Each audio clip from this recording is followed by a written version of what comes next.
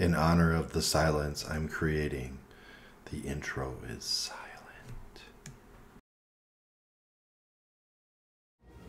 Is that your house? Yes, it's my house. And it's connected to another. Yeah? It's fun. Daddy's at another. Isn't that super fun? Yeah. That's also my house. Yeah? But that's the kitchen table. You got all sorts of and houses. that's the ladder. That Yeah. thing helped me get up here. Did? Cool.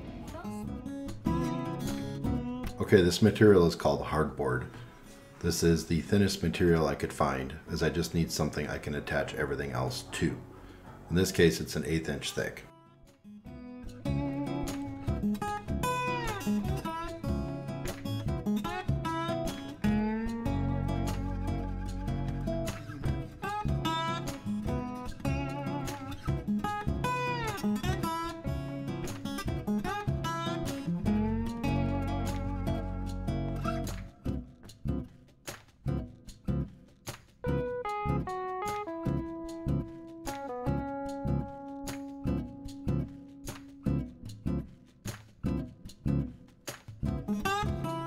So these are 1.5 by 3/4 inch thick pine boards. I just wanted something to give it a little more rigidity so when you open and close the door it doesn't wobble back and forth and bang the door.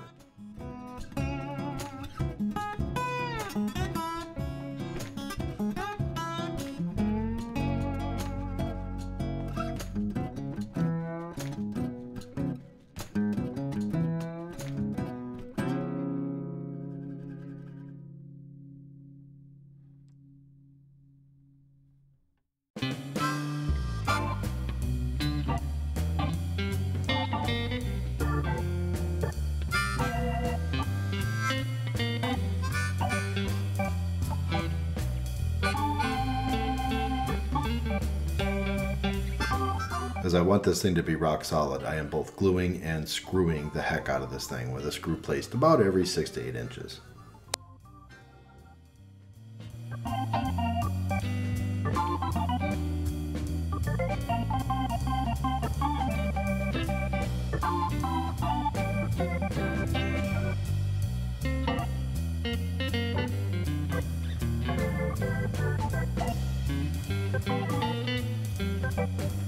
So I measured the radius of the door handle when you open and close it, and then I added 2 inches all the way around so that you wouldn't bang your knuckles.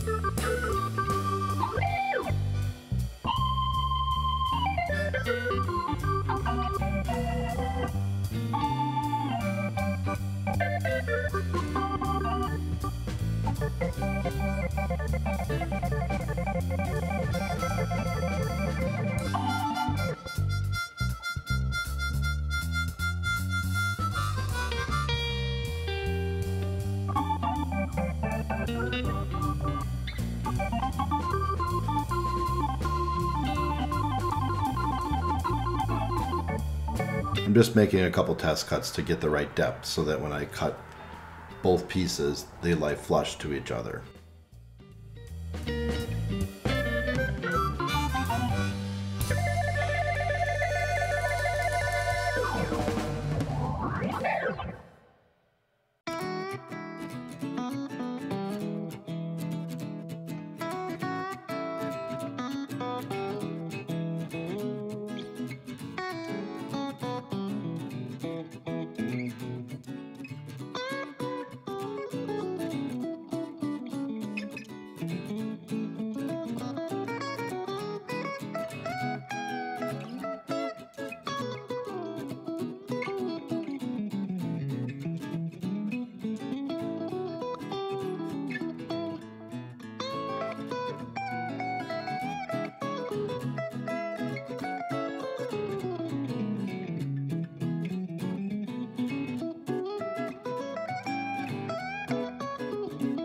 There are plenty of much better videos on YouTube on how to do this process.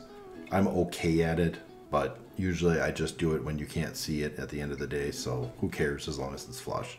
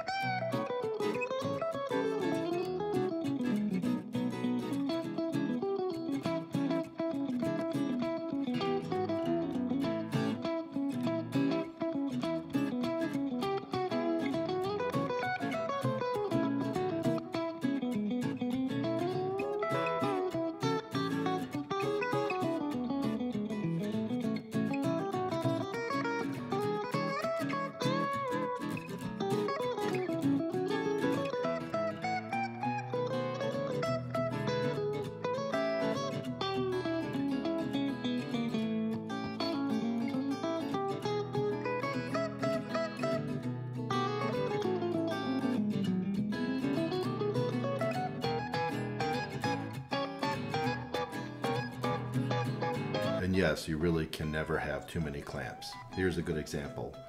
I got 8 clamps going, plus other ones helping me do my work. And yes, these are all stored in the garage. I have twice as many in the basement. Every time I find them on clearance, I just buy more.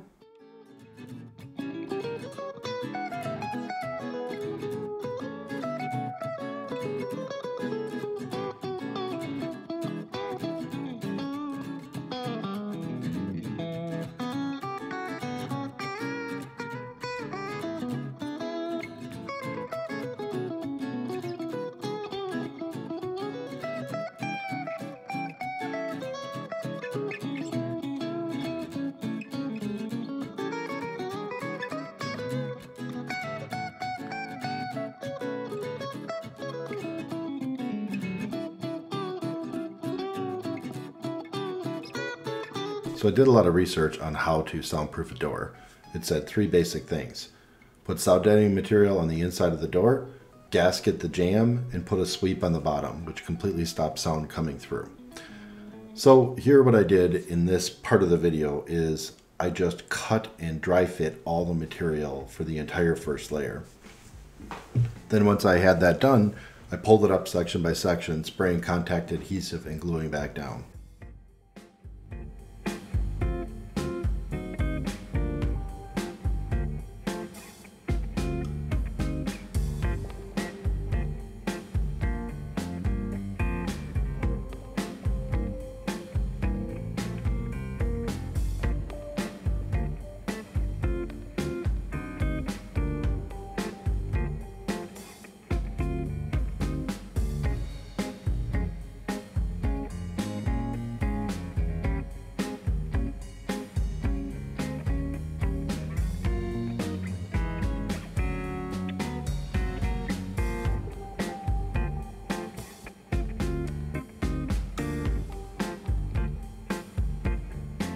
So this 3M adhesive was 15 bucks a can, but it lasts a really long time and it is super strong. It was amazing how strong it was.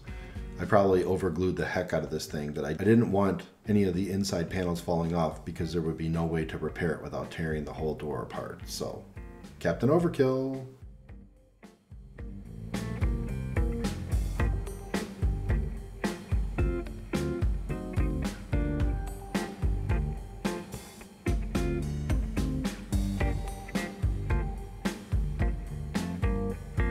So I bought these flat metal brackets and some ankle brackets, and I'm just bending them to suit and cutting them to suit here. The goal here originally was for the top and bottom brackets to be attached to the top and the bottom of the door where you'd never see them.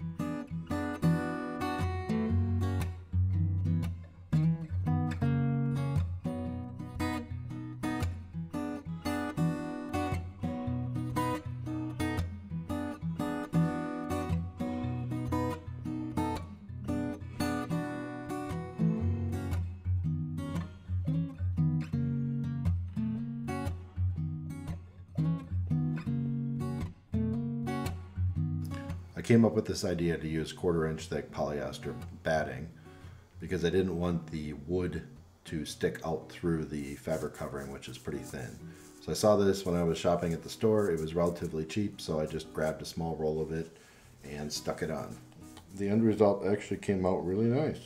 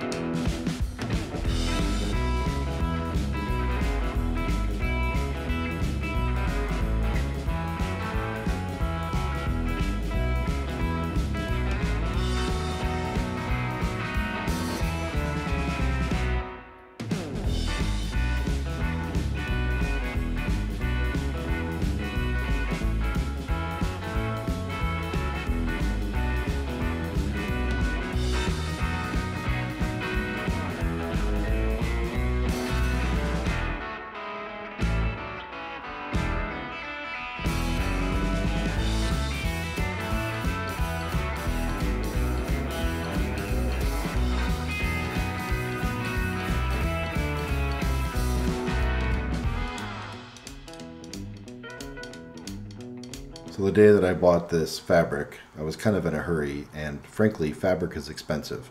So this is just some cheap jersey knit fabric. It's not exciting, but the thing of it is you're never going to see it because the door's always open in this house. So the only time you see it is when you shut the door, and Amy and I, we don't care.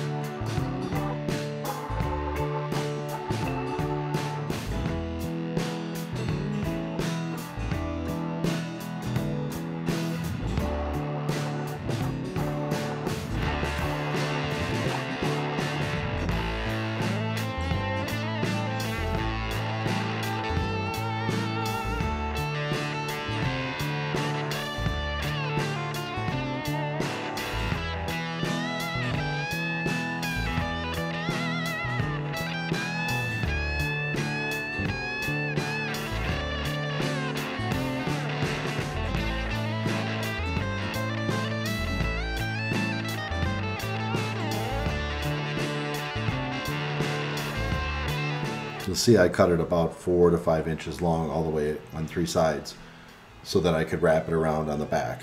There's 2 reasons for this. A, so you get this nice clean folded look around the visible side, but also I wanted the panel itself to be slightly away from the wood of the door, because someday I'm going to move out of this house. I'm going to take this thing off the door, and I didn't want a bunch of damage done to the door so that it would be kind of unsightly when people looked at the house.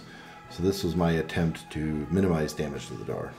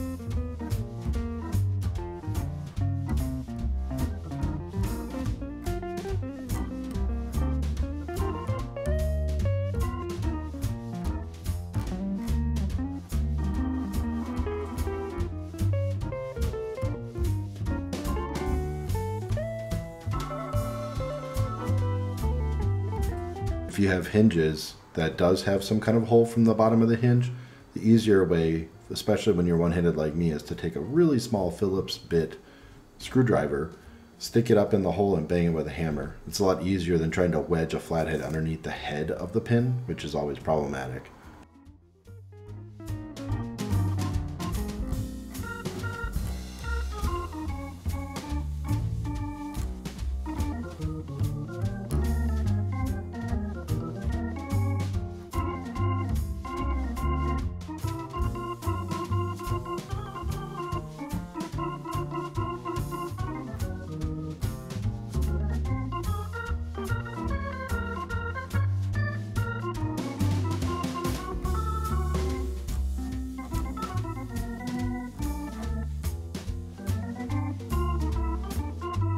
So the reason I use this specific type of metal is it's extremely thin, and there was enough of a gap between the top of the door and the jamb.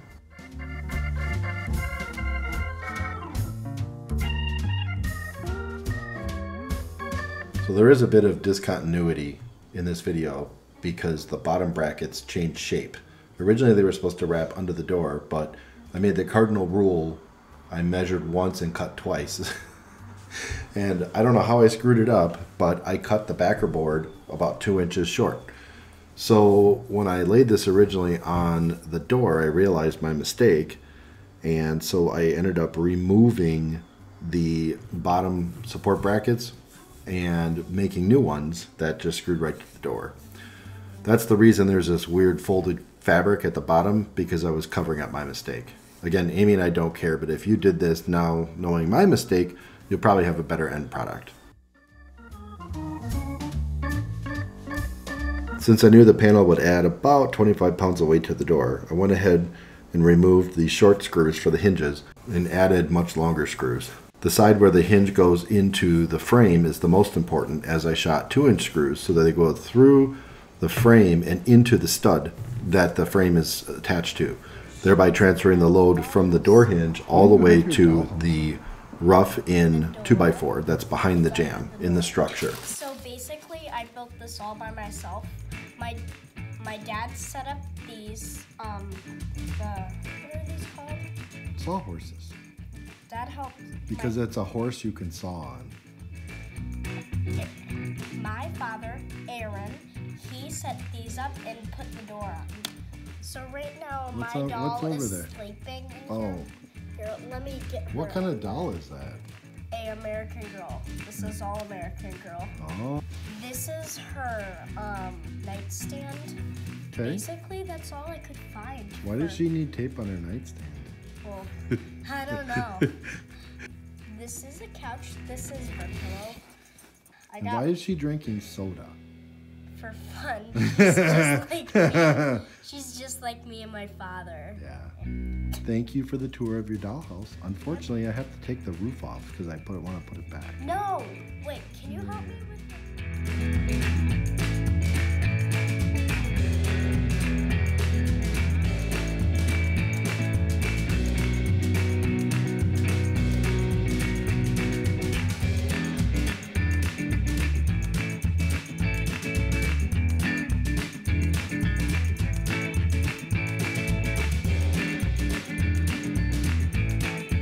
Here I'm installing the foam gasketing. As the internet assured me, you need to seal every place sound can come through.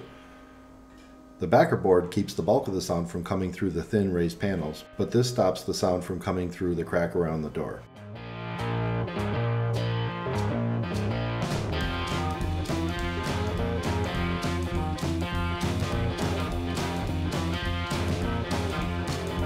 We were taking turns screaming on the other side of the door to see if we could hear each other.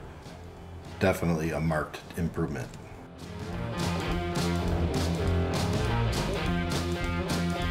You may not have noticed at the beginning of the video, but I put 2 horizontals here because I knew I wanted to reattach my robe hook.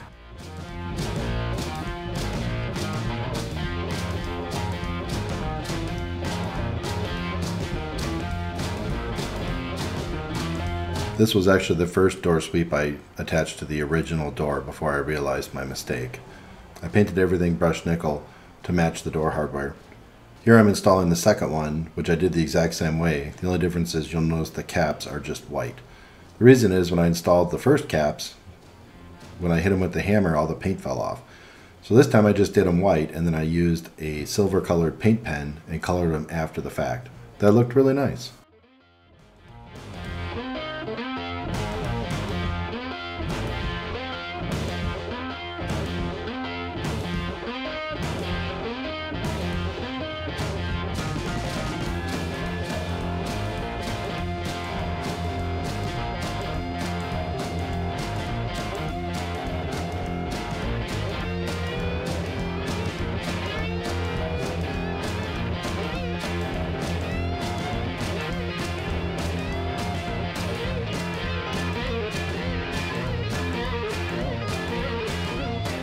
My bottom line goal here was that you could not tell I soundproofed this door when the door was open or closed.